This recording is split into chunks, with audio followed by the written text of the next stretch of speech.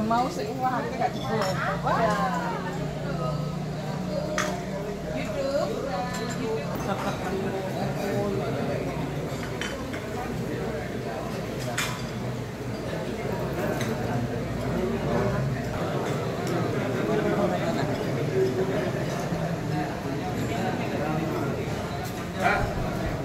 Video. Wah, video. Video. Kita aja.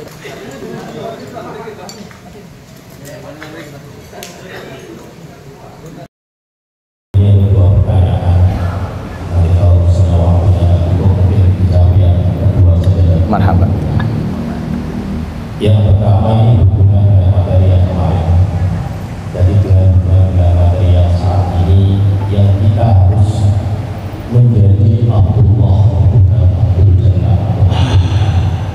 Ini semua itu bisa dihasilkan dari tafakur yang berhubungan dengan materi yang kemarin.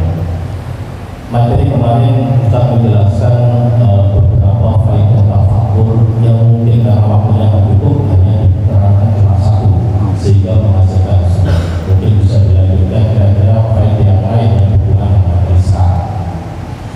Yang kedua, pertanyaan yang kedua, kita sama tahu al-khairu wa syarru bi masyiatillah. Semua kebaikan dan keburukan itu adalah berasal dari Allah Ta'ala. Termasuk semua bentuk kemaksiatan itu adalah yang menciptakan Allah. Pertanyaannya, kalau semua kemaksiatan itu yang menciptakan Allah, kenapa pelaku kemaksiatan itu tidak ada dosa? Karena dia mengendaki Allah. Itu pertanyaannya. Terima kasih. Assalamualaikum warahmatullahi wabarakatuh. Waalaikumsalam barokah majelis tak. Yang pertama, Al-Imam Al-Habib Abdullah Al-Haddad dalam kitabnya Adab Sulukil Murid. Monggo nek jenengan gadhe wekdal derek rutinan kula teng Masjid Rahmatullah. Niku Jumat yang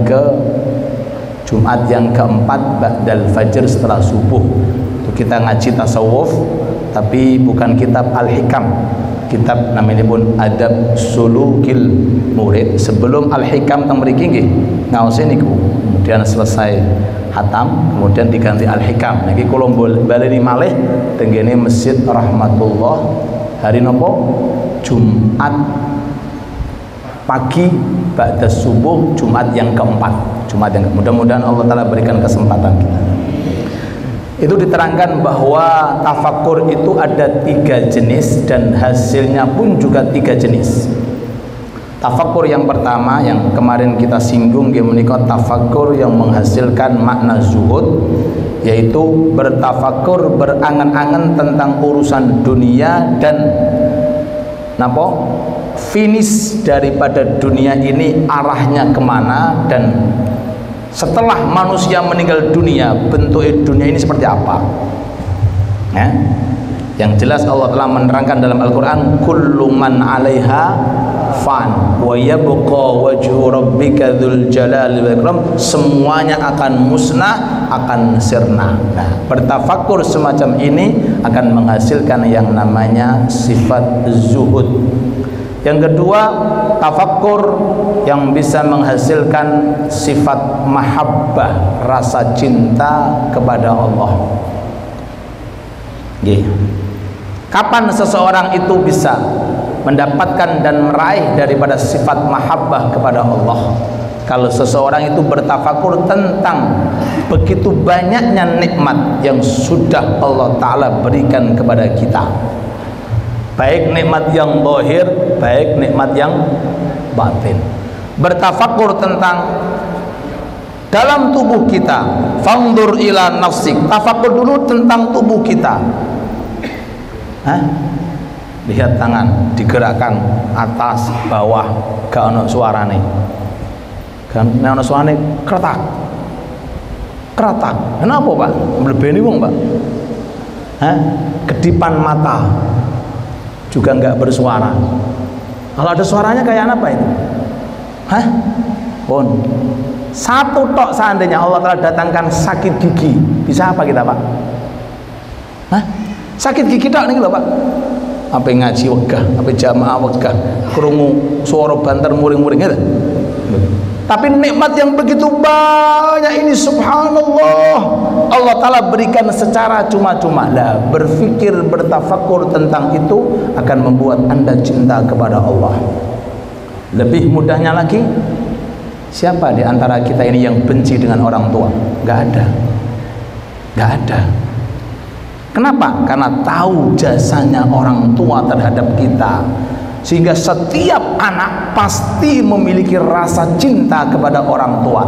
Itu baru seorang ayah dan seorang ibu yang kenikmatannya hanya ngurusi makan, hanya ngurusi minum, hanya ngurusi makan, hanya ngurusi minum. Sedangkan Allah bukan hanya itu saja, mulai nikmat Islam, nikmat iman, nikmat istiqomah. Bertafakur semacam itu akan menghasilkan yang namanya sifat mahabbah. Yang kedua, yang terakhir, kelihatannya pertanyaan yang kedua nanti kita lihat waktunya. Selanjutnya, tafakur yang menghasilkan buah namanya pun khauf, sifat rasa takut kepada Allah. Tadi sifat mahabbah, cinta kepada Allah, sekarang sifat khauf, takut kepada Allah. Kapan seseorang di dalam dirinya bisa mendapatkan meraih sifat khauf? Kalau orang itu bertafakur tentang neraka.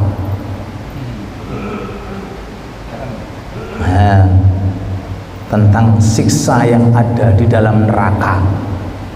Sebelum itu tentang husnul khatimah atau su'ul khatimah.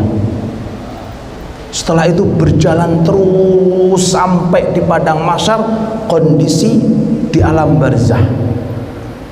Makanya salah satu ulama besar, Al-Imam Al-Muhasibi, Haris Al-Muhasibi, ulama top niku mengarang kitab namanya At-Tawahum. Tawahum itu perkiraan-perkiraan yang akan terjadi di hari kiamat. Ketika jenengan di liang lahat, posisinya seperti apa, bagaimana keadaannya, dipikirkan. Ketika nanti kita berada di padang mahsyar, kumpul dengan siapa, posisinya bagaimana, dengan siapa, dan bagaimana, dipikirkan. Ketika nanti melintas siratal mustaqim, selamat atau tidak selamat, kepleset atau tidak, dipikirkan. Sing lebih ajib lagi ketika masuk surga, amin Allahumma amin Allahumma kepanggih kalih Nabi napa mboten? Insyaallah nek panggih kalih Nabi jenengan badhe minta napa? Minta pengajian nggih? Nggih, minta ngaji kalih Rasul. Lha nggih, lha iku diantara teng donya ngaji melalui wurathul, para pewaris Rasul, para sahabat enak di dunia langsung talaki secara langsung, dan insya Allah di surga semuanya fasilitas adalah itu namanya kitab tawahum. Jadi tawahum itu berangan-angan, berkhayal-khayal, dan itu sangat dianjurkan.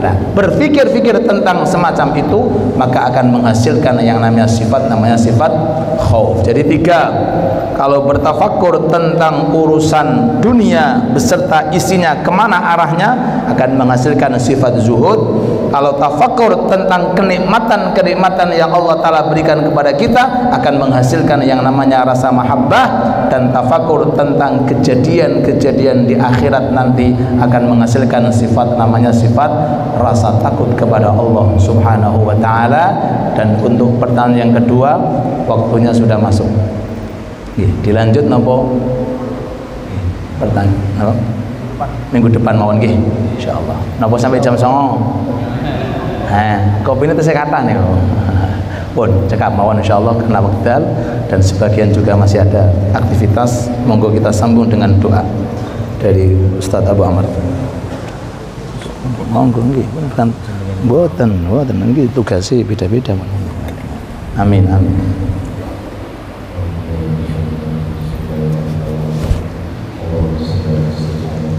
Amin amin amin amin amin